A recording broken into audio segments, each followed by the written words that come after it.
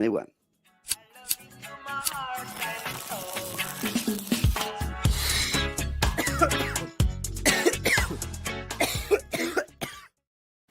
Good morning. It's Sunday, and not just any Sunday. It's one of the last Sundays of this year's hurricane season, which we want to say thank you very much to our president because he has made it so even hurricanes don't want to come to Florida anymore. We'll talk about that and more things on the rotation.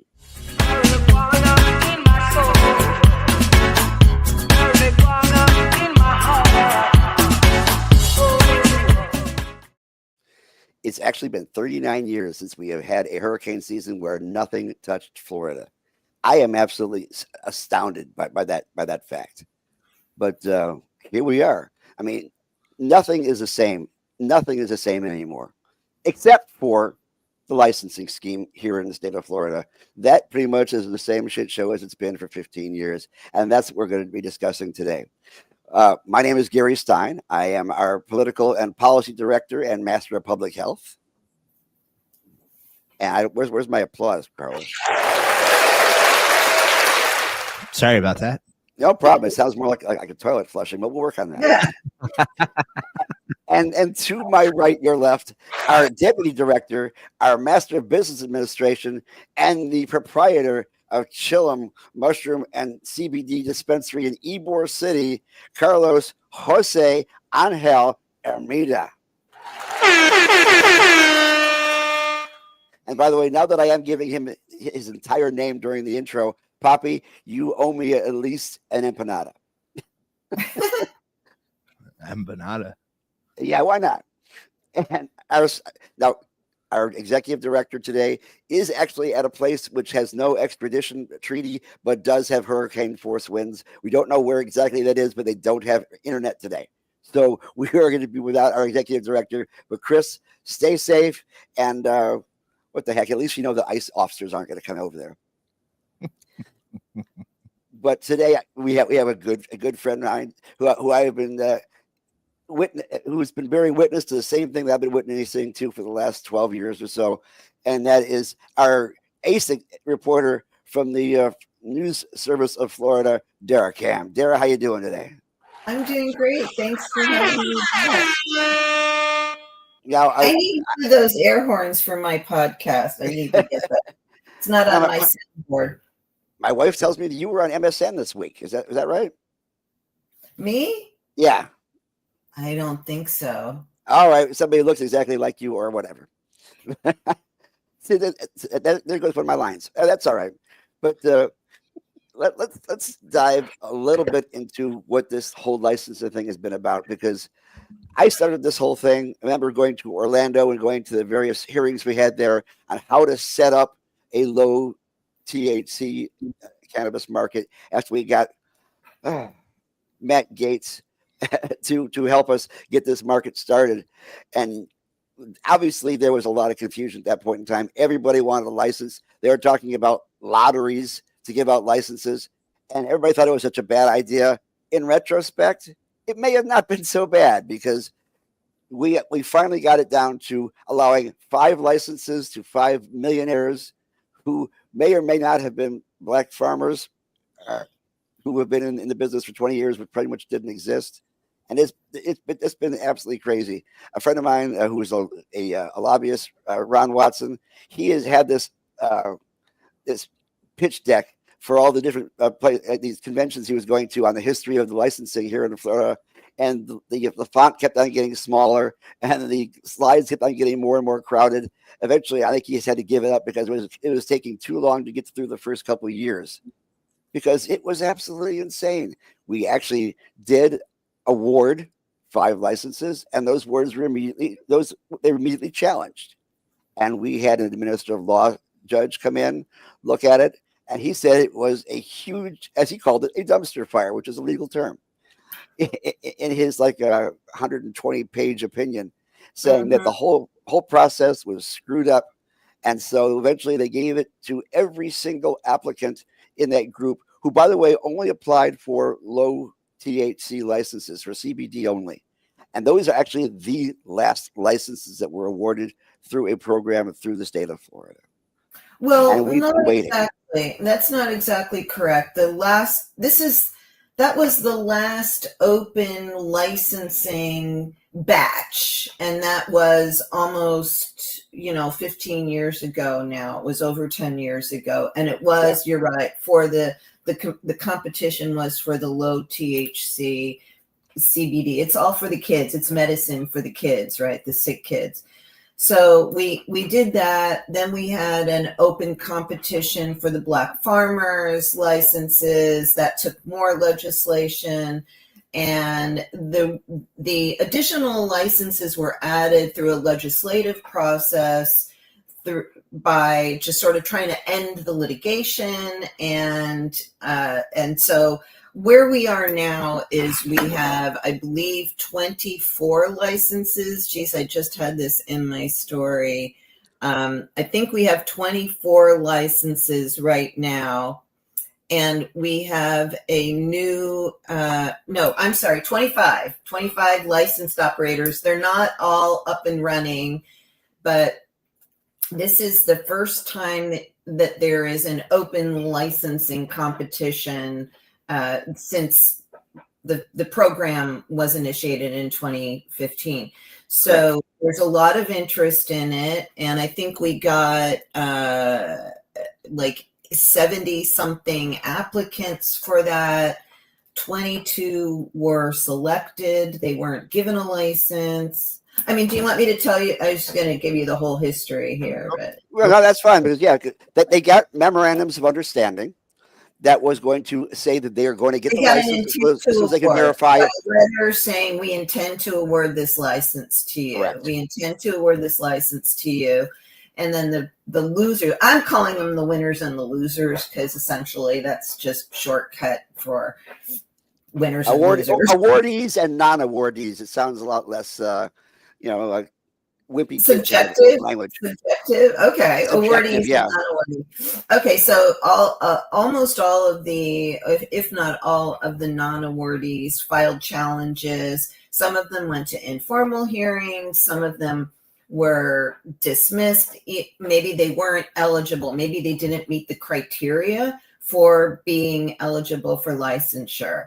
So there's a variety of reasons for that. In the end, we ended up with this Division of Administrative Hearings mega litigation that's going on right now. I think that's why you reached out to me. Right. And we've got all of those that were, almost all of the awardees are participating in that as interveners. And then we've whittled down the participants, the petitioners, the non-awardees that are participating in that litigation to 13. So right now we just did the math. Thank you very much, Gary. 35 entities plus the Department of Health are participating in this. So you can imagine, I mean, shit show doesn't even begin to describe what's going on there. All right, so the first time we were going through, the judge said that the ranking program that they used in the original process was flawed, and that they were giving more weight to certain things. They weren't giving more weight to other certain things. And so therefore it wasn't a totally objective process. And that is why they felt that it had to be redone, and they had to eventually award licenses to every person who applied, even the ones who did not qualify originally. And it should be mentioned that most of the people who applied, who got licenses through the administrative law judge, immediately turned around and sold those licenses.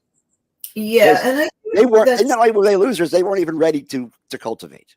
I mean, Gary, I think your viewers are probably, or listeners, they're pretty sophisticated and they probably know this. But that was back when we thought that was Florida was the green rush. Florida with all this population and the number, 20 million plus people and 100 million visitors a year, hoping that there's going to be rec someday, adult use. That was on the horizon after the medical marijuana amendment passed, and those licenses were selling for big bucks back then, and some of them were pre-selling for $50 million with no infrastructure and no branding or whatever. The value of these paper licenses has really plummeted, and there's been a contraction in the investment for marijuana, both in the medical and recreational across the country. So those licenses would be selling at a fraction of the price. Now, I've heard between 4 and 6 million just for a paper license at this point in Florida. Also, keep in mind that at the time they were applying for these, this was April 2023, when the department opened this application period. There was the hope that the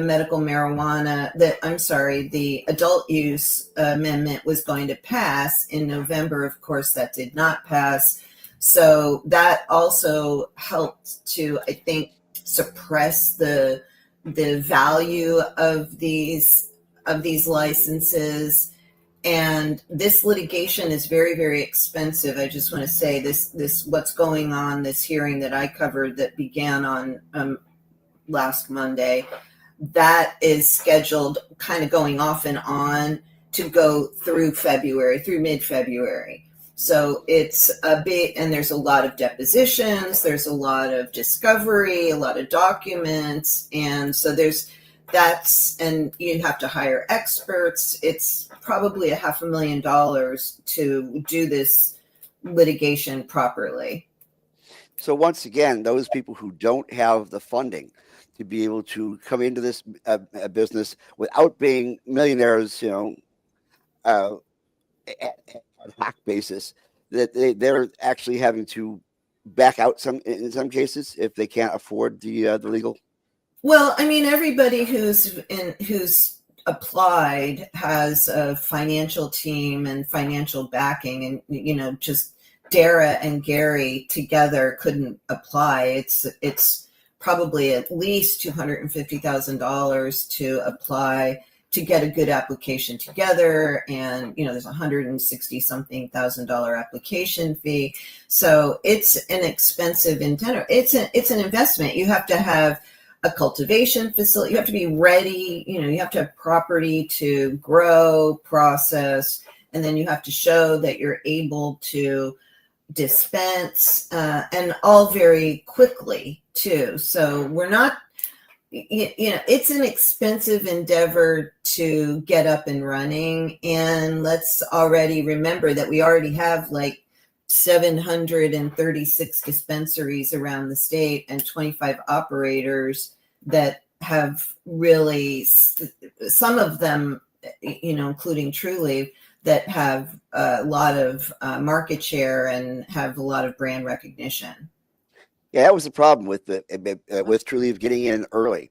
It allowed them, I should say, to get into the business at a much higher rate. I mean, let's just face it. There are some of these organizations who got licenses who already had the system somewhat rigged in the back rooms to get a leg up ahead of everybody else. I mean, even when it was just a lottery system over in the Panhandle, they had at least one license where they had several farms linked together so that no matter who won the lottery, they would still get the license. That kind of a situation.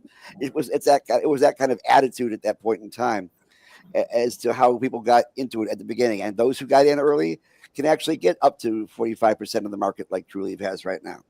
And that leaves everybody else on the wayside. It was interesting that I had gotten Senator Brandon. I want to just push back a little bit here. You have to give Kim credit for really pushing the envelope and for, she started selling smoke. She started selling products that, I think she deserves some credit for really getting that company. And she did have good she does have good lobbyists. And I do think, she manages this $1 billion company. So I do think we need to give her some credit. I know just how good her lobbyists are because I keep on having to go to Tallahassee to fix the problems that they. I'm sorry, guys. Please don't mind me. My hair may, be different today, but I'm just as dumb as I always am, and I am confused as fuck. What is going on here? So the state is giving out more licenses, or people are selling their licenses? What are we talking about here? The state is giving out more licenses. There's a requirement in the state law that the state give out a certain number of licenses as the number of patients registered in the statewide database increases. And so they are actually years behind out of compliance. Why are they doing it now instead of what they were doing? Like they should have been doing this before. Why all of a sudden are they doing it now? Yeah, SB 8A put it in during that special session that as the market grows, they would have to bring up new licenses to meet the demand. That was the basic, simple premise behind that. The only problem was they never actually got the process going to actually give those licenses out, and they had one full start, and that fell down, and then they waited several more years, and it wasn't until 2023 they actually announced a new process. Now, the first process, as we mentioned before, it was challenged because of the fact that they felt that the ranking system was improper. What is the main thrust of the people of the hearings right now?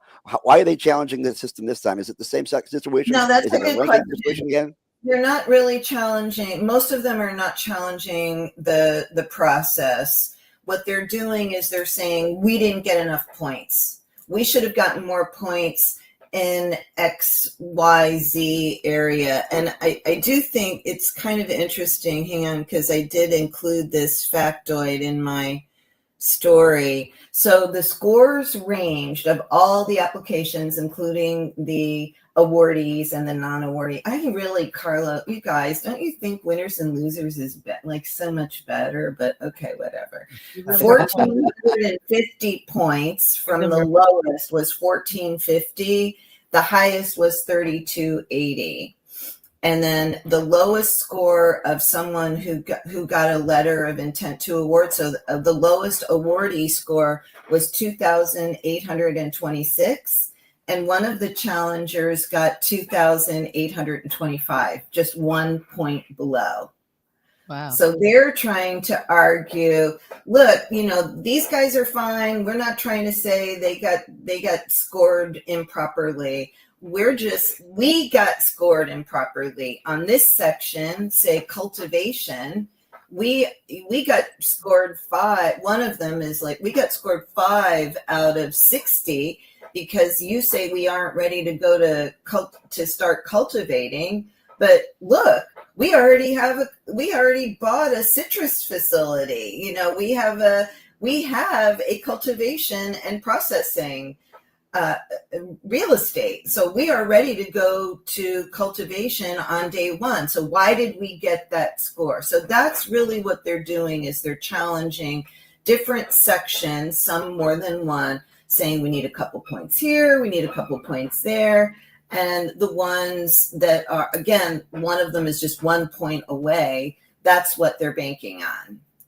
That thing about the citrus thing, I mean, that came up in the debates back in 2017, I do believe. Right. And it was because a Brazilian billionaire who had a citrus farm gave a lot of money to a particular lobbyist who managed to get put into the bill this idea that if you had a facility that could process citrus or citrus molasses, whatever that is, could have access to it. And there was actually one applicant who had bought the land from a defunct, I guess it was cannery, and actually put a tent on it saying, we own this land, therefore we have a facility.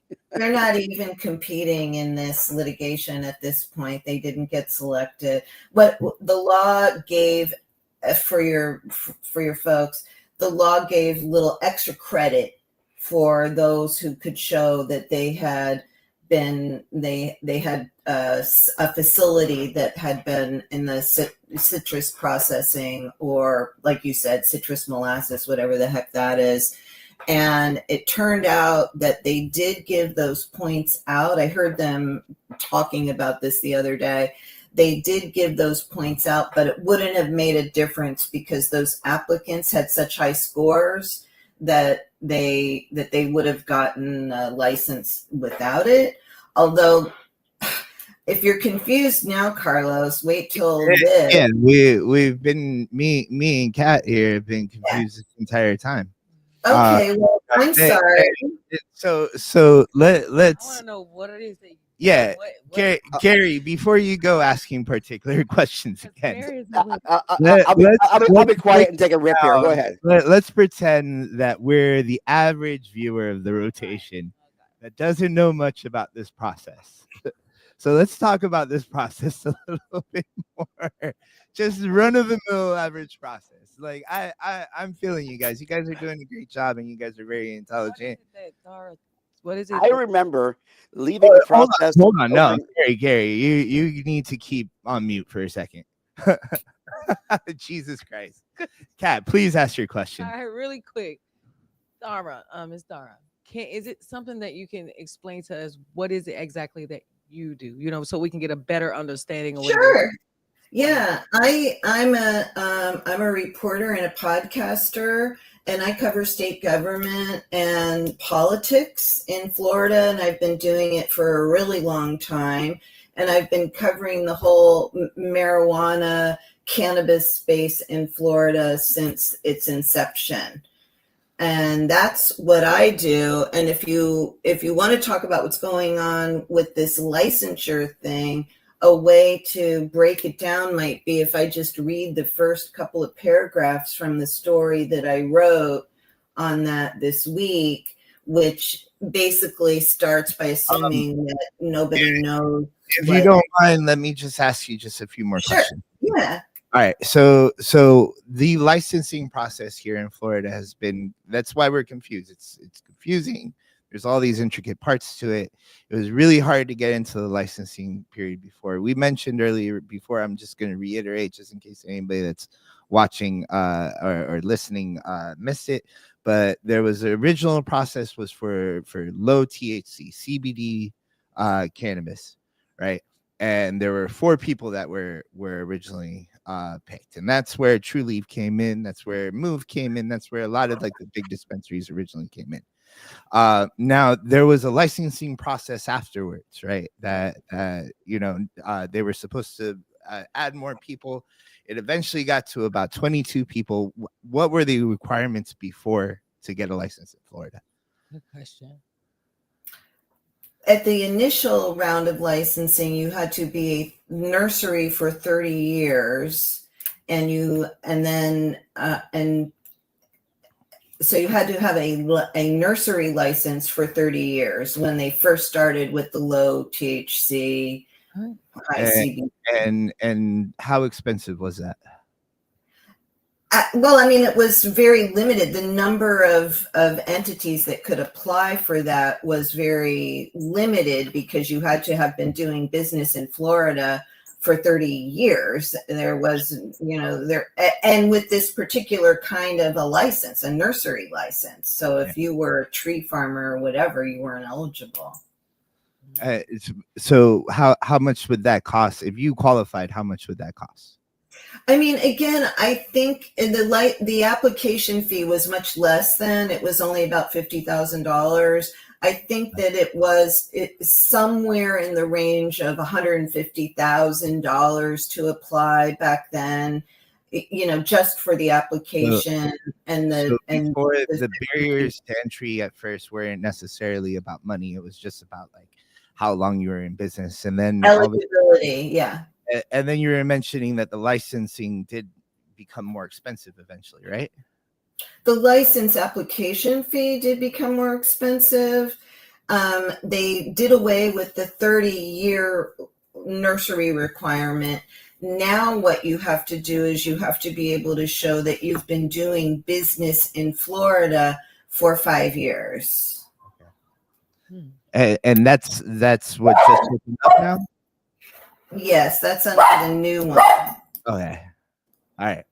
I just wanted to recap for everybody so everybody knew. I'm sorry, and please feel free. You wanted to Jerry. to read something from your article before the first paragraph or so. I just thought maybe it might help set the scene for people who might not be as familiar with what's going on. So I think it definitely will. Okay. So this was a story I wrote after He going mute out. himself. I can't unmute him. Yeah, sorry about that. I didn't want any chewing sounds going on there. Anyways, I was going to say, Carlos, I sent you the article the other day. If you have the link, it should be in your email. You can go ahead and post it in the comments so they can go ahead and read it too. I think it's an excellent article. Really? Okay. So I wrote it from after this hearing, the first day of this hearing. So I'll just read it. A months-long hearing kicked off Monday in a fierce licensure battle over a rare opportunity to join the state's medical marijuana industry. The hearing, slated to run through mid-February, comes nearly a year after Florida health regulators announced their intent to award medical marijuana licenses to 22 of dozens of applicants who vied for the licenses. Legal and administrative wrangling began almost immediately after the November 2024 announcement, leaving 13 of the rejected applicants to participate in the hearing that began Monday.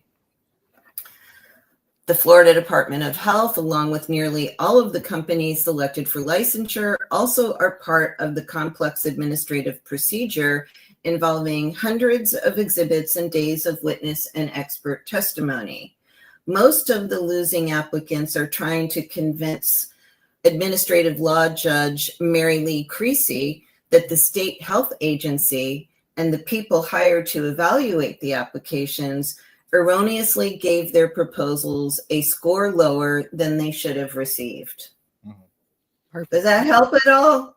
Yeah. So I mean, we're obviously That's why I'm here. we're not just dealing with almost impossible barriers to entry where you have to be in the business for a certain amount of time and in the state of Florida for a certain amount of time, have a certain amount of money. We're not just dealing with that. We're also dealing with corruption within the department. Right.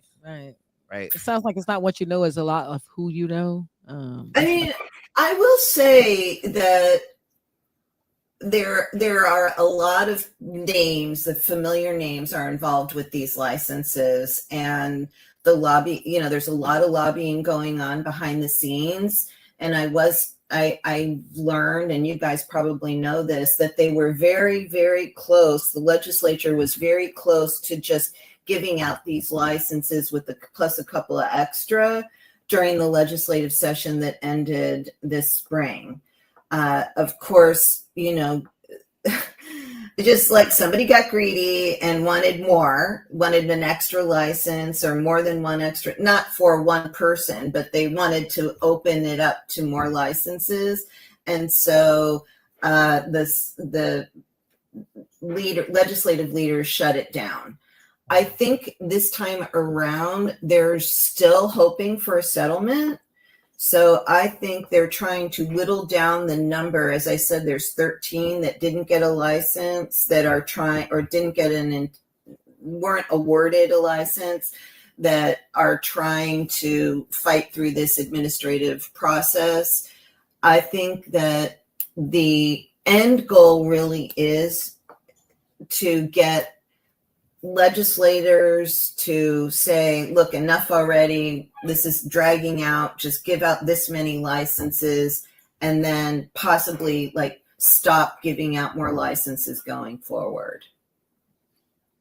That just, when you said corruption, I just was thinking there is some, I'm not saying corruption. I'm not saying that. I'm saying there is some behind the scenes wheeling and dealing going on. Yes. Yeah, my father used to always say that Potlandia. It's Potlandia. Of course there is. Of course. My father used to always say, if you think you've got a conspiracy theory going, it's usually about 90% possible that it's just incompetence. and that oftentimes is the case in Florida. I mean, with all due respect to Roz, I know those folks worked so hard to get the Pigford license folks and the Black Farmers Association on board. it was a bad idea. It was a good idea in concept because those people actually deserve it, because minority farmers lost a ton of land, a ton of farms over the last couple of decades. But the Yeah. ones who survived all that were so old that they weren't able to start up a mega $1 million business without having somebody else behind them. They got screwed. They got screwed. They got bought off. Their names were used, and their status as a black farmer in that litigation was used.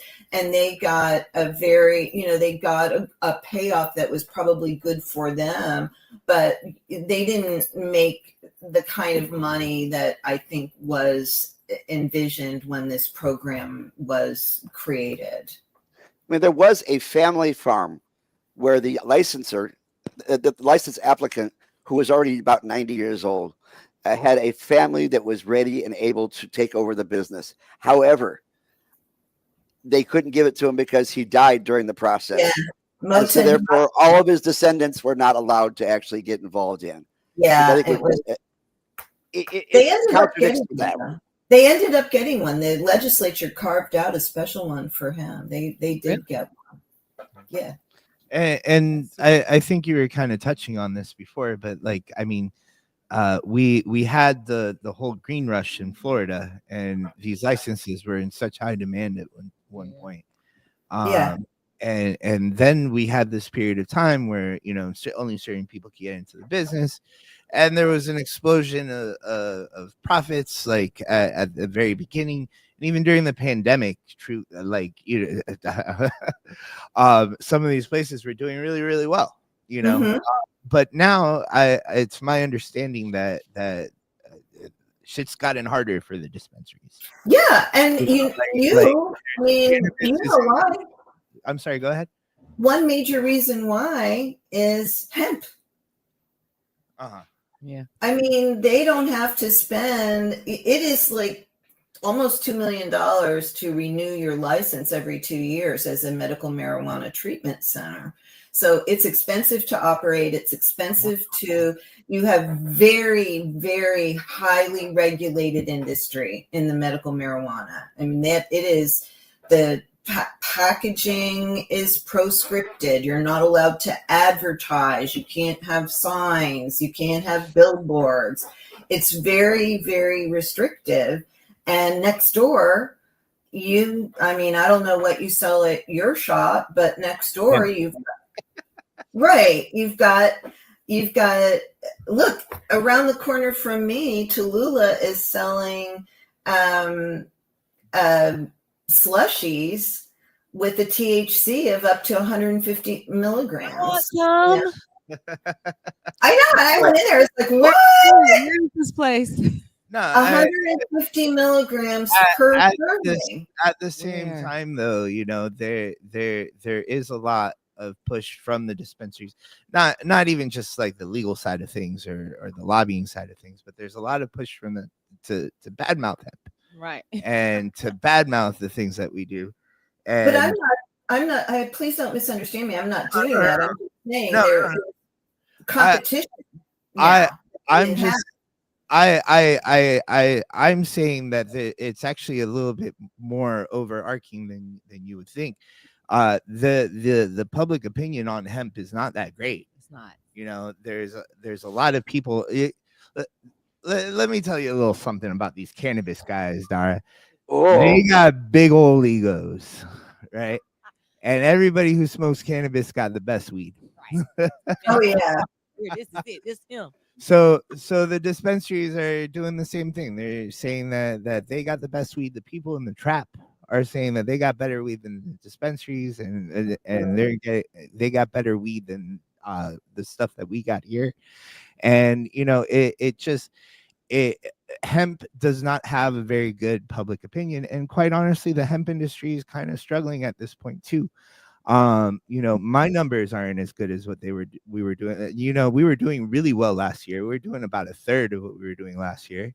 And on average, the industry is doing about half of what they did last year. Are you feeling pressure from the kratom products? Because I've never sprayed them. Yeah, I've never. No, but I mean, are you losing market share to them? we might, and a lot of these places like these kratom bars definitely do good business. I'm not sure if they've seen a dip in their sales. Well, that's the thing about an invisible hand of the free market. Supposedly it's supposed to self-regulate that kind of situation. The thing with kratom's addictive though. That's the thing about kratom. It's like the invisible hand my ass. They gave the first taste for free, and now they can't stop coming back. All right, straight to the cranium. I never tried it. I'm scared. There's a whole capitalism for you. There's a whole intra kratom fight going on between the original kratom leaf guys and the 7-OH, which is this concentrated form of the 7-hydroxy, and it is crazy. It is a fast growing, like multi-billion-dollar industry, and I wouldn't be surprised if you're losing some of your market share to those folks. Well, isn't OH is illegal now in Florida, right? In Florida, yeah, but you can still buy it over the internet. Yeah. I mean, Carlos can tell you that the reason he got into this business was not to stay a CBD store forever. It's not like he's living in Georgia, for God's sakes. Georgia is another story altogether. I'll get into that later on because they're having their own problems right now. But he created this store basically so that he could eventually change into a dispensary that delivers a full product line like other states that actually have a adult use market. Nice. And one of the first to introduce mushrooms for observational and research study only. Oh, I didn't know that. It's spiritual and educational. It's spiritual and educational. But the bottom line was to eventually become a dispensary. And that line has been broken, and that void has been filled by the hemp market when they realized that there was a loophole that allowed them to extract the cannabinoids, increase THCA. I didn't say that out loud. And all the other things they're doing to fill the void where people just can't afford to get into the legal cannabis market in the state of Florida, the largest medical market in the country. It's expensive. I've gone through as a patient. I had a card for years and I recently let it lapse. It's expensive to go through the process. Some people don't want to have their name on a list where, they're in the medical program. Other people, now they just passed a law, you may have talked about this on your show, that if you've been convicted of any drug crime, you can't, maybe not any drug crime, but most drug crimes, you're not eligible to be a patient. So, that seems kind of backsided to me. You know what I mean? Like if you... And come to think of it, Dara, what you were mentioning before about losing money to the hemp industry. I mean, they are, there's some truth to that. I will admit that there are dispensaries that not only is Trulieve putting drinks out on the market, hemp drinks on the market, but Curaleaf has their own that's right stores at this point.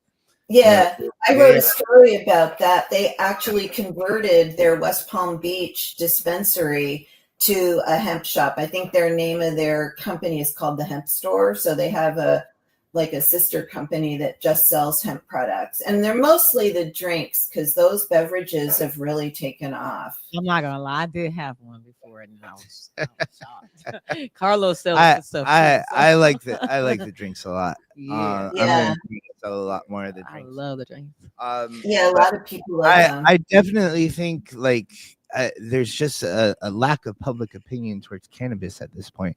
I know that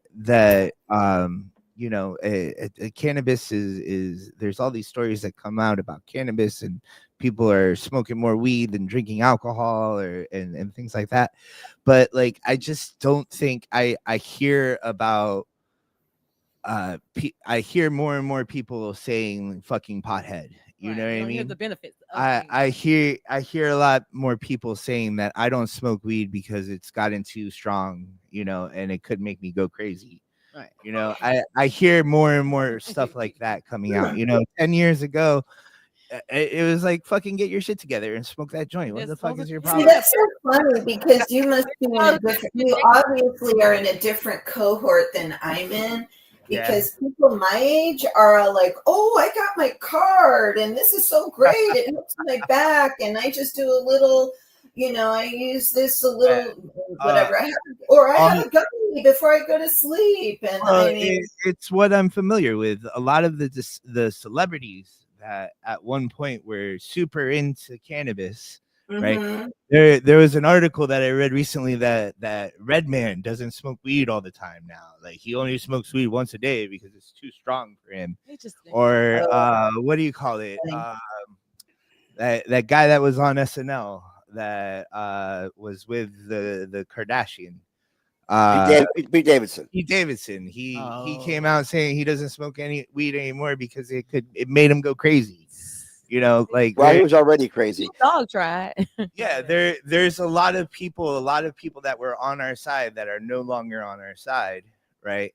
There are some people that are starting to dip their toes into the industry, but there's a lot of more caution towards cannabis, I think. And another thing and you know, it might just be me getting upset every time I go to the dispensary and they tell me that I'm low on my milligrams or some shit. But the state is putting forward, you know, when the industry first started, I could go to the dispensary, get whatever the fuck I wanted, leave with as much as I wanted, right? Didn't fucking matter. Yeah. Right? Then they started milligram allotments. Now it rolls over. So like now if I bought dabs 2 weeks ago, I have to wait 2 more weeks to buy more dabs, you know, and it's just fucking annoying. And I know. I mean, and you talk about us being complicated or confusing you at the beginning of the show. That whole system of how to figure out where you're at and how much you can get, you need a PhD in statistics or math to figure that out. I could never figure it out. Right. Yeah, sometimes when you take away all the regulations, it doesn't always work. I can give you a case in point in regards to Oregon. They made it so easy to get a cultivation license that eventually they had so much cultivated cannabis in the state of Oregon that almost every single citizen had at least a couple pounds in their name somewhere, and the price of cannabis went down up to like $3 a gram. Well, as far as flower too, they had a glut of product, and then you get the black market involved, and that's what they're afraid of.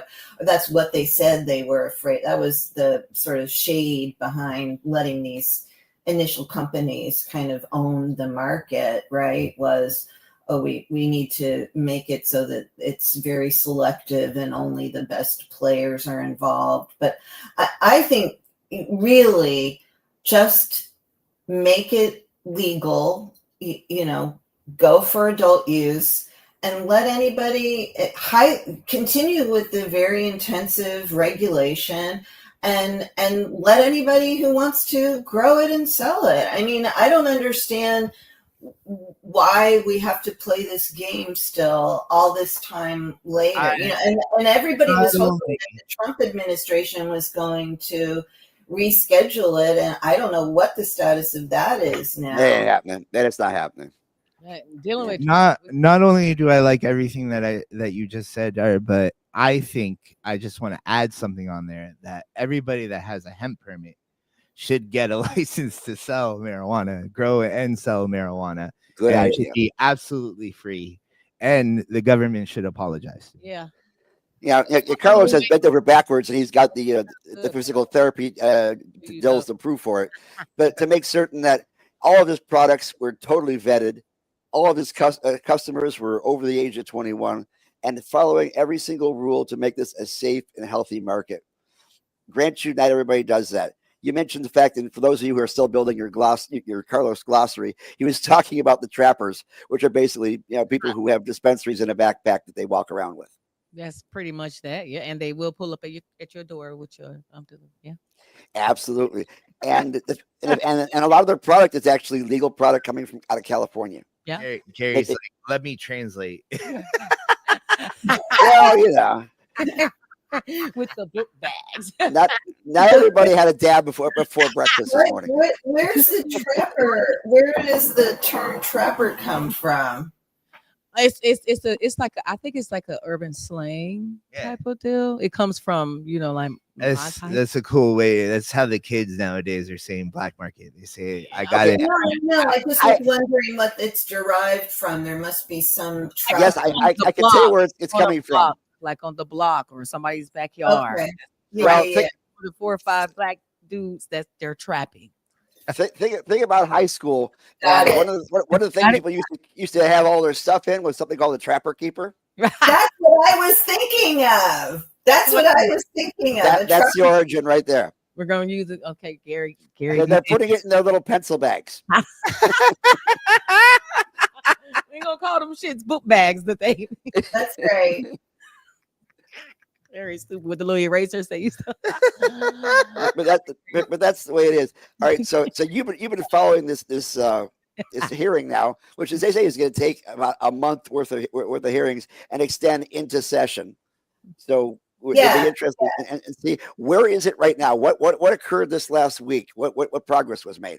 Well, they made their opening statements, and then they started hearing from witnesses, and that's a lot of administrative challenges. The judge threw out a couple of the before this started. She whittled down a little bit the number of challengers. So one of the things though I think is important to note as they're fighting for this.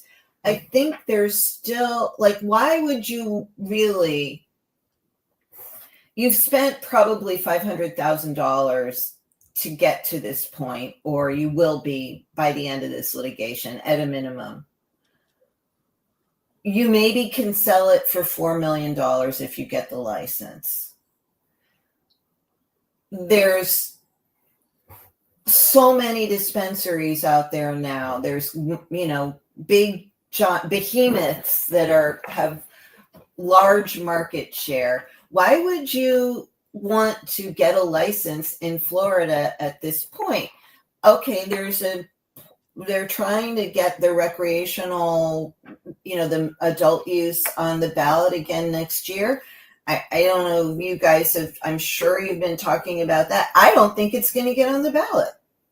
Why not? Yeah, for those of you who have not had a chance to catch up on this, they're getting ready to cancel 200,000 petitions that Smart and Safe Florida collected, therefore putting them under the limit to get a Supreme Court review.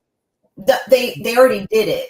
They didn't. They're not getting ready to. They did it, and Smart and Safe is challenging that in court. So there's a question about whether they're going to have the number of. They have to have 880,000 signatures by February 1st to make it onto the ballot. And if without those signatures, it's going to be very. I don't know whether they'll make it or not. Probably they will. In terms of the numbers, I don't think the Florida Supreme Court is going to put it on the ballot. You can have me back and I'll eat my words, but that's my prediction. And if you want to complain about that, Cord Bird is the person you need to talk to. I agree with you. I don't think the DeSantis administration and all his cohorts want this. So they were literally willing to steal from taxpayers last year in order to get rid of it. Well, the good news about that is that the Hope Foundation is under investigation. They did a major job in nixing Amendment 3 and Amendment 4 last election. Mm-hmm. And hopefully that will all get straightened out, but that's another whole show all in and of itself. Suffice to say, that was actually corruption. Would you agree with that, Dara, as far as who funded those ads? I mean, there's accusations that there was corruption. Their money was used. I'm not going to make that pronouncement. I will say that there is injury in Tallahassee that's looking into it. I like that. Oh, well, it's a free press. You're a good reporter, Dara. In some cases you do have to be careful because it's not like you're working with the Pentagon and you're going to lose access, right? I don't know. Access is kind of a thing of the past nowadays, but I just have to be fair and equitable about. I will say there is a grand jury that has met and they're investigating something. So I agree. I mean, All right. I think we're a long way off from getting adult use. I really do. Right. I don't think this state 5 years ago, there was just a glimmer of hope. Just a little But bit. at this Mhm. point, enough conservatives, and I hate to say that, because then you get conservatives that are a little bit more moderate and feel like legalization is the thing, and the only way we're going to be able to do that is through a conservative, blah blah blah blah blah. And there are a lot of great criticisms of the Democrat Party, and how much they promised and how little they delivered. Great. But one thing's for sure is that if conservatives are fighting for it here in Florida, there's going to be other conservatives here trying to bring it down, and they're the ones that are in fucking power. And we're Mhm. dealing with a situation where every single state has different rules and regulations and things of that sort. You will notice in states that have a strong adult use recreational market, you find a lot of dispensaries at the borders of those states. If you look at the southern border of Michigan, Monroe, of those states like that, you'll find there's a lot of dispensaries out there. And a lot of folks just kind of like drive over from Ohio or drive over from Indiana or drive over from Illinois to get the less expensive product and illegally bring it across state lines, because it's the chaos theory. It's those people who are familiar with that, which basically means that nature will find a way. Again, though, it brings me back to why are what's the big fight over getting these new licenses in Florida? And I don't see adult use coming online anytime soon. So I guess if you've invested $2 million and you sell it for $4 million, you made a $2 million profit. I don't know. It feels like a lot of hassle to me. I'm not saying that they're.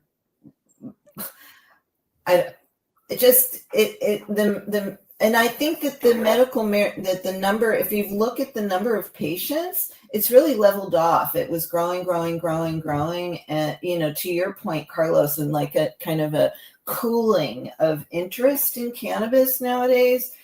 I think that we maybe have reached or are approaching the max on the medical side. So while you're still competing, you're competing for these same patients. You need to really expand the patient base if you're going to enter this market and be really profitable. Okay, we did get a message here from Randy Rembert, who was supposed to be here today. The word profitable just don't even I exist. thought Gary was paying attention there, and what did Randy say? He actually got a flat tire in the middle of Ocala National Forest. Oh God, No signal, help him. no extra tire. That place is haunted. There's like scary ghosts. I believe in ghosts now. There's ghosts in Ocala Forest. Yeah, Ocala Forest is one of those like Japanese suicide forests, right? So you have a bunch of ghosts out there. I think it's serendipitous here that Barry Gordon's giving comments. I hope that's the right word. Serendipitous. Serendipity. But Barry, who's a good friend of the show, he was on, about a month ago. He's always saying we don't need to legalize yet. We need to perfect the medical system. And I agree with that part. Yeah. Yeah. A lot of times I feel Gary agrees that we need to perfect the medical before we go forward into adult use and forget about all the progress that we've done. And if you look at the various states that have had medical markets and then segued onto an adult use, the medical market either shrinks or disappears entirely. A good example is California, where people in California were able to get the medicine that they needed, and now it's a struggle. Now it's a second source. And just a shout out to Barry, the product that patients need is different from the product that you normally see in the recreational market. People with specific ailments need specific cultivars that actually work for that particular instance. And yet we have what I would call a quasi-medical market, because you go into the stores, if you ask a medical question, there's no way you're going to get an actual answer, at least 90% of the time. There's some knowledgeable people behind that counter as far as medical is concerned, but basically they're just there to build a sale, and will sell you whatever they have behind the counter. It's fire. which you can't get in the pharmacy. You can't just say, "Yeah, I'll have a couple of Sudafeds and give me, that kind of thing."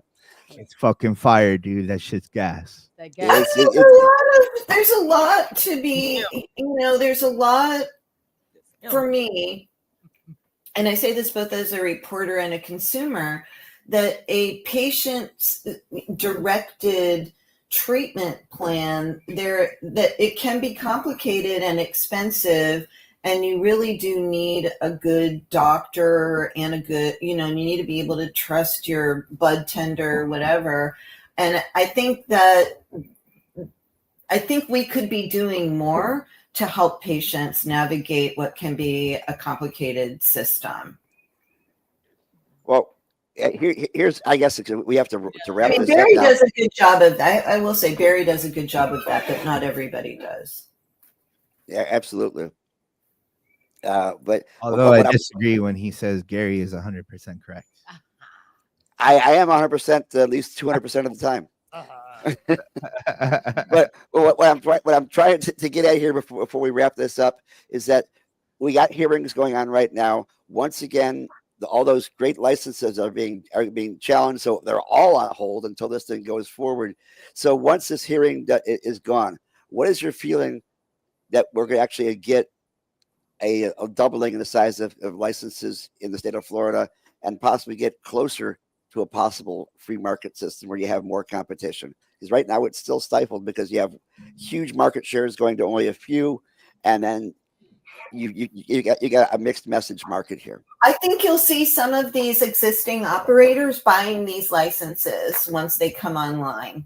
And so I don't think you'll have as many, or buying some of these ones that are fighting to get a license just to make them go away. You'll see some of the ones that are winners buying some of the, non-awardees, the awardees buying some of the non-awardees and making them go away. So we'll see a shrinking of that non-awardee pool, and possibly a settlement with the department or with the legislature, and we'll probably get somewhere in the range of 30 more licenses. And then I think the legislature will say, enough, we've got, however number that is, 52, whatever, 55 licensees, we don't need any more, and that'll be the end of it, and we won't have these fights. That's where I think we're going. Again, have me back, and I'll apologize for being wrong.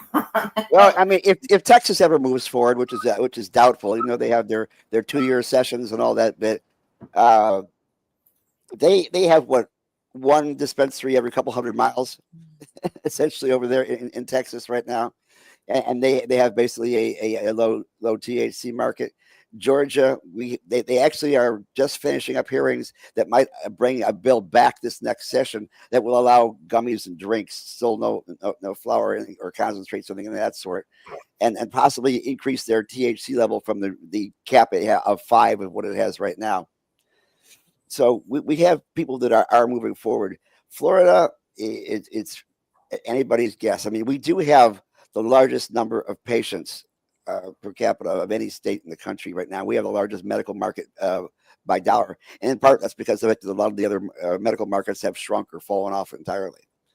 The reason the alcohol, the reason the THC drinks are getting approved by legislatures around the country is because beer and wine and the alcohol distributors are in support of it, because they're losing market share. People aren't drinking beer and wine so much anymore, and they are snapping up these THC beverages. And so you've got big booze or whatever, I don't know, whatever their word is, but they're behind it. And so that's why they're friendlier. I have to go to alcohol distributors now and open a drink with them in order to get a variation of drinks. Right. Yeah, I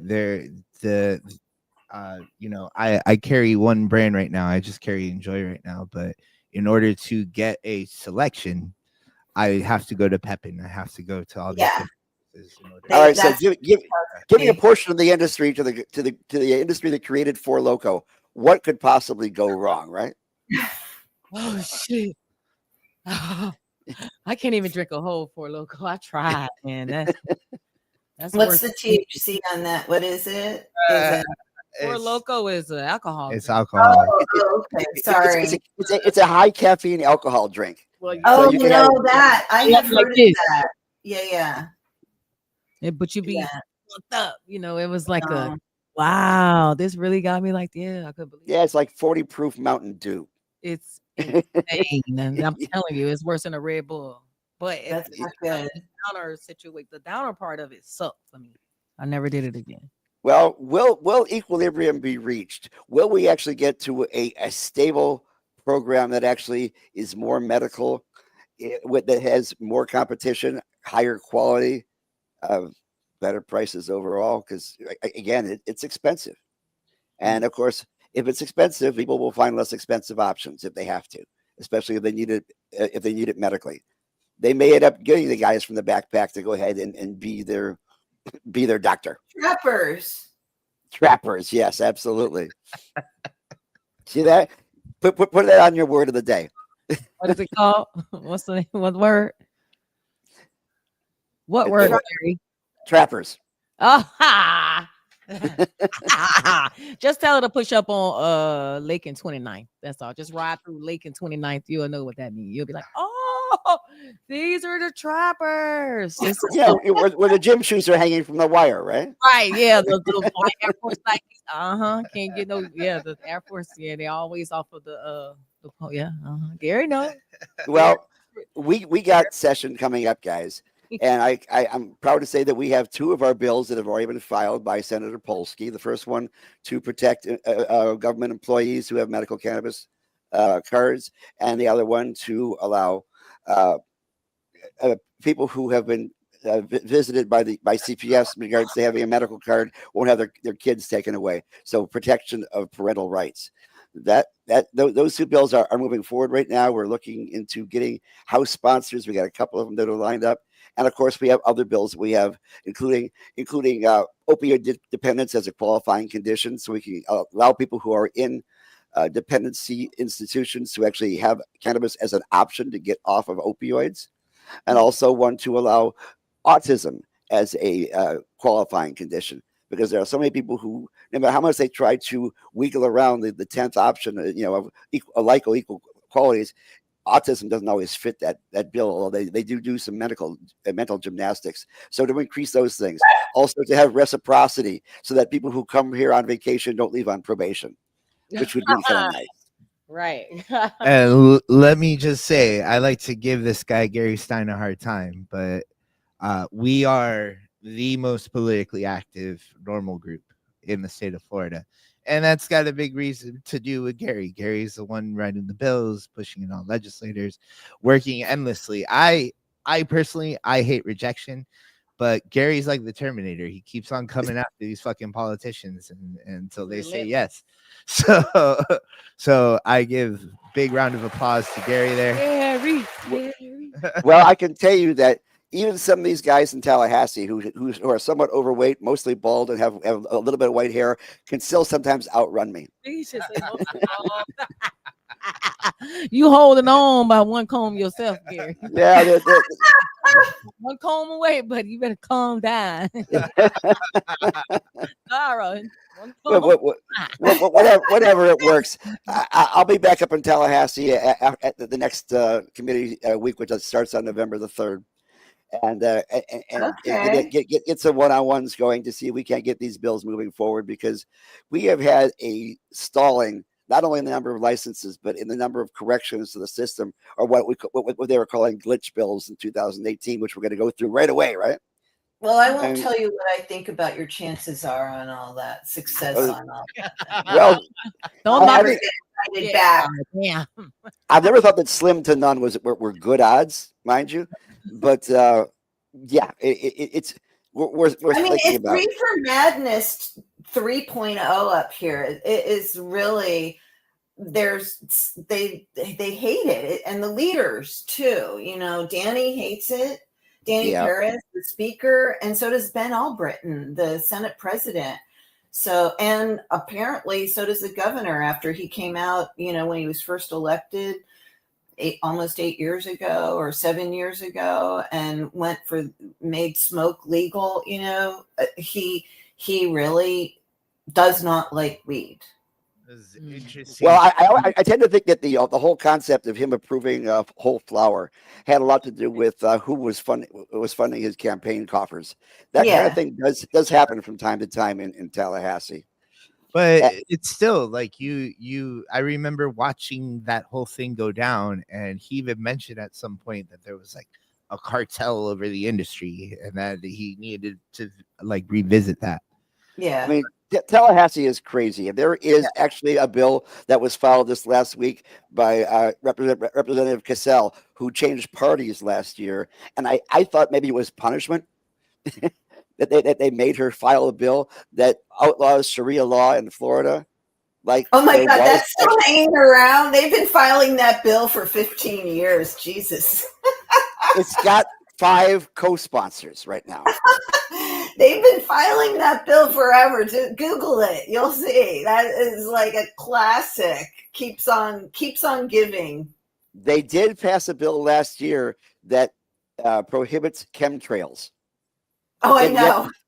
Don't you feel yet there's not a single proof that any chemtrails actually exist, other than in the minds of those people who feel that they do.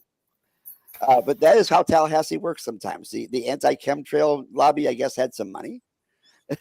And so it went on there. Guys, I got a dip. So I really appreciate you having me on. And I'd love to come back and talk about this another time. I don't know how long you go, but I have a lunch thing I have to do. Oh, we're wrapping it up now. I was just putting through my bill thing, and then we just discuss if you want to be a part of the fight. Go to where is our QR code in the upper right hand corner there? You need to join Suncoast Normal, the most politically active thing. We are going to get candidates who are worthy of getting into office, and we're going to help support them. And that's on both sides of the aisles, guys. Right. And we are going to make certain that we do whatever we can to get the bills that we'll fix the program as it currently stands. But we need your help. We need your time, your talent, your treasure, and your participation. And you can do it by joining Suncoast Normal. You get a discount over at Chillum, which I guess gives you some absolutely badass merchandise from our favorite, our favorite non-trapper, non-trapper store, not the official non-trapper store. I'm sorry to derail you. I had a customer once that was not to talk shit about my customers, but she was like, "Do you have any free samples?" And I'm like, "Oh, I'm sorry. We're a store. We don't have any samples. You're welcome to get anything in the store though." And she was like, "But like drug dealers always give a sample for free." And I was like, "You're not on the trap." Shut up. You needed to be like, this the one for you. Well, for those free, baby. Anyway, for those of our friends who are currently in the in the Dominican Republic, Haiti, and Jamaica, stay safe. Melissa is coming, and she's a racist bitch. See you later, the hurricane. Bye, y'all. Peace, guys.